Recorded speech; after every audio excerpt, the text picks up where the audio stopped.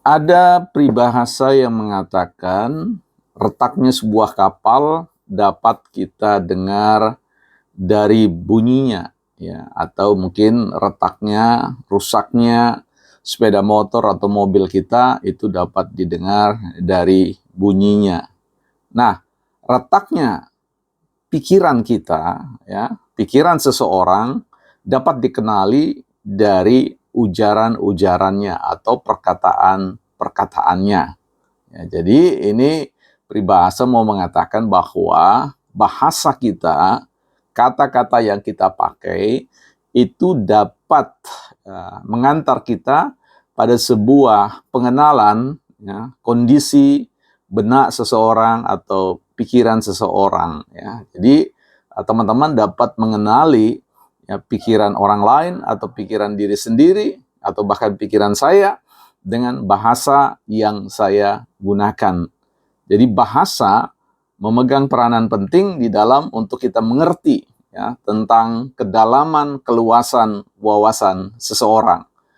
Nah, kita tidak perlu bertanya kepada seorang mahasiswa berapa indeks prestasi kumulatif mereka, ya, yang seringkali dalam fenomena keseharian banyak yang menunjukkan raport mereka atau menunjukkan nilai-nilai hasil semester mereka dan sebagainya. Dulu memang saya melihat hal tersebut, ya, sebagai sebuah indikator atau sebagai sebuah tanda seseorang memiliki tingkat kecakapan pengetahuan pada tingkat-tingkat tertentu. Tapi hari ini saya mengubah semua keyakinan saya itu dengan cukup mengajak mereka berbicara dalam waktu, ya, 30 detik bahkan 1 menit, ya, sampai 1 menit kita sudah mengerti, ya, sejauh mana perjalanan dalam pengembaraan intelektual yang mereka lakukan, ya, seperti itu. Nah, kembali kepada persoalan retak-retaknya bahasa, ya. Kalau kita berbicara tentang tadi saya lupa, ya, itu teman-teman bisa baca dalam pemikirannya Wittgenstein, ya, soal bahasa dan ujaran tadi.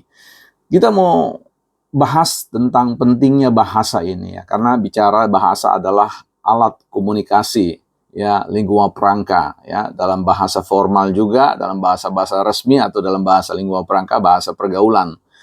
Nah, jadi kesadaran kita tentang segala sesuatu itu diwakili oleh fungsi bahasa. Karena itu hari ini kita membahas tentang yang namanya filsafat bahasa. Ini ada beberapa buku yang teman-teman bisa baca, ya. Kemarin ada rekan kita yang bertanya buku apa yang harus dibaca kalau ingin mulai berfilsafat. Ya, saya kira teman-teman bisa baca buku apa saja, buku yang baik, buku yang ditulis dengan penuh tanggung jawab oleh seorang penulis yang memang sudah melalui sebuah proses belajar mandiri dan kemudian berkerinduan untuk membagikan pikiran-pikirannya. Jadi siapapun, buku apapun yang Anda miliki di rumah atau di perpustakaan-perpustakaan yang dapat teman-teman jangkau atau di toko buku, layak untuk dibaca, ya. Tidak perlu harus melihat apakah itu bertuliskan judul filsafat atau tidak, ya, karena filsafat itu gentayangan di mana-mana, wah, macam hantu saja. Baik teman-teman, kita lihat dulu ini filsafat bahasa. Ya, filsafat bahasa yang ditulis Asep Ahmad Hidayat, ya. Filsafat bahasa yang ditulis oleh Abdul Khair, ya. Sehingga teman-teman, kita di ruang ini belajar berfilsafat, memang pendekatannya sedikit akademik, ya. Artinya berbasis pada referensi-referensi yang ada, buku-buku yang ada, dan sama-sama kita eja. Saya bukan seorang ahli filsafat, saya hanya adalah teman untuk berbicara tentang filsafat, menikmati filsafat dalam perbincangan-perbincangan di ruang-ruang online, ya, seperti di ruang media sosial ini. Baik, mengapa kemudian itu penting? Tadi kita sudah bicara tentang retaknya kapal, motor, mobil, itu bisa didengar dari bunyinya, ya, aspek bunyi. Artinya dalam bahas filsafat bahasa, kita akan belajar aspek yang namanya fonologi, ya, aspek bunyi, ya. Ujaran yang kita teman-teman dengar ini, ya, adalah aspek bunyi. Nah, sementara ketika kita berbicara tentang bahasa, tentu kita akan diperkenalkan juga dengan apa yang disebut dengan aspek gramatikal atau sederhananya adalah aspek tata bahasa. Banyak orang yang mengabaikan pentingnya tata bahasa ya, bagaimana berbicara tentang fungsi-fungsi, kata sambung, kata kerja, dan seterusnya. Ini menjadi sesuatu yang penting.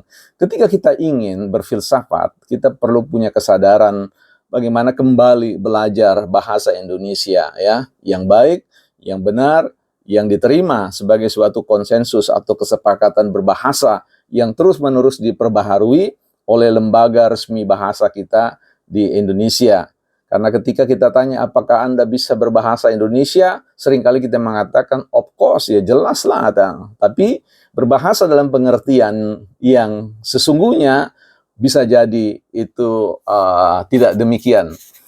Nah, jadi teman-teman, tadi aspek gramatikal ini bagaimana pentingnya kembali kita bisa membedakan, bisa memahami bahasa itu dalam konteks penggunaan tata bahasa ya. Ada bahasa itu, ada pengaturannya, ada tatanya ya, ditata, disusun, ya, diatur sedemikian rupa supaya menjadi sebuah konsensus bersama tadi yang saya katakan, kesepakatan bersama. Ini penting ya dari sisi itu sehingga teman-teman bisa membedakan misalkan hal yang sederhana, perbedaan fungsi antara dan atau ya, kan begitu ya.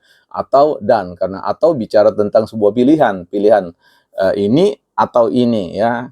Kalau dan ini dan itu berarti dia bicara tentang penjumlahan atau tambahan dan seterusnya. Jadi hal yang sederhana seperti itu sebagai seorang yang mau belajar berfilsafat perlu itu.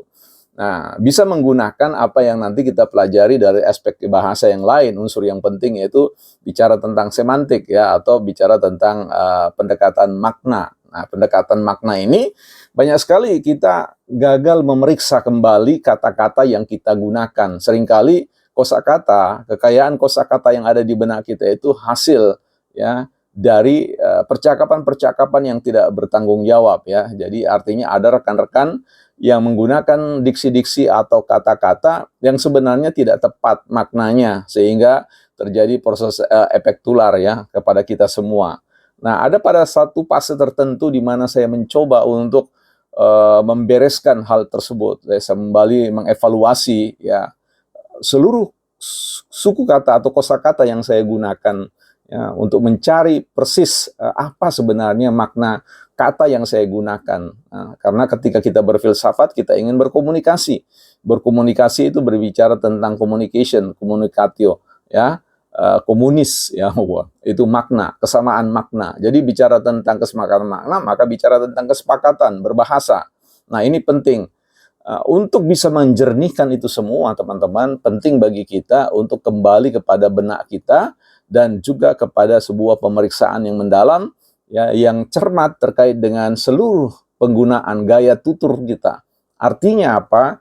Artinya kita mencoba untuk kembali memeriksa apakah kosakata yang kita gunakan, diksi-diksi atau istilah-istilah yang kita pakai itu kita sudah gunakan secara sadar ya, karena ingat berfilsafat itu betul-betul pada level sadar benar menggunakan kata itu maknanya dan efek psikologisnya, efek culture-nya, efek budaya. Karena ketika Anda menggunakan sebuah kata dalam sebuah konteks budaya yang berbeda, ya itu berbahaya ya, seperti itu. Kata-kata bisa membunuh kita, membunuh persahabatan, bisa menimbulkan sebuah peperangan dan sebagainya ya. Jadi untuk bisa melakukan itu teman-teman, pendekatan yang sederhana yang bisa kita lakukan adalah bagaimana kita kembali back to our dictionary ya, kembali kepada kamus kita. Teman-teman bisa mendownload kamus KBBI di handphone teman-teman sekalian dan bangunlah kebiasaan ya, kebiasaan untuk menjernihkan kembali pikiran kita dengan cara menjernihkan pengertian dari sebuah kata. Karena ketika kita berbicara, kita menggunakan kata, kita menggunakan konsep, kita menggunakan frase dan seterusnya ya. Ini penting bagi kita untuk kembali kepada suatu kesadaran untuk menjernihkan apakah kata kita mewakili sesuatu yang memang dipersepsi sama dengan orang-orang atau dalam konteks masyarakat berbahasa ya. Ini menjadi sesuatu tantangan, challenge yang sebenarnya sederhana, tetapi banyak orang tidak mau mengerjakannya. Hari demi hari, saya membangun sebuah kebiasaan untuk kembali ya memeriksa pikiran saya, karena sangat mungkin ya, bahkan saya menyadari bahwa dalam waktu-waktu tertentu saya menggunakan kata-kata yang tidak tepat sehingga mencerminkan retak-retaknya pikiran yang saya miliki. Karena itu, mari teman-teman, yuk sama-sama kita kembali kepada kamus kita untuk mencoba mengevaluasi kembali. Jangan-jangan ada bunyi-bunyi yang kurang nyaman dari sisi penggunaan kata sehingga maknanya tidak mudah ditangkap oleh orang lain dan terjadi salah persepsi, salah penerimaan, dan itu banyak sekali ya terjadi di dalam ruang-ruang diskursus, ruang-ruang diskusi di media sosial. Bukan ahli filsafat.